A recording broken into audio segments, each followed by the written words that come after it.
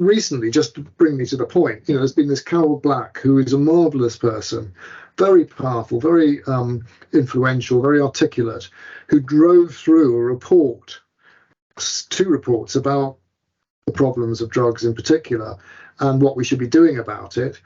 And the government said, oh, yes, very, very nice, Dame Carol, and we'll definitely act on it. And now we see what we've always seen, which is that the promise of funding for this or that or the other is either wasted, because a great deal of it is wasted, or it's put into the traditional categories that are recognizable. So commissioning people to provide rather traditional services, and those people have what we might call spray-on recovery. You were asking earlier about what's the difference between treatment and recovery.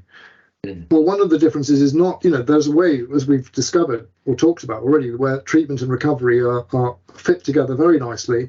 And, the key to the garden door is the analogy that I drew. But in many cases, it's the provision of substandard services, not by design. I mean, people don't intend to deliver substandard services, but there are these massive organisations which hoover up contracts for statutory services.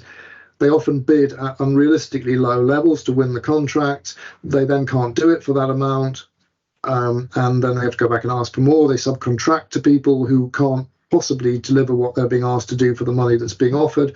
And so, in a way, you see the sort of disappointment.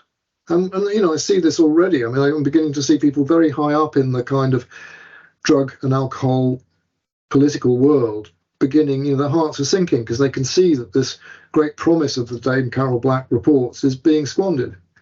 So I think that's one of the things that doesn't work.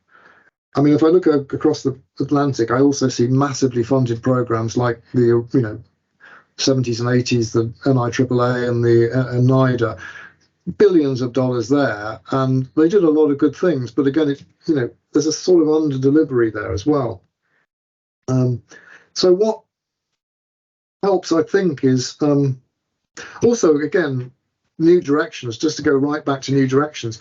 There's such an emphasis on the really sharp end of the problem.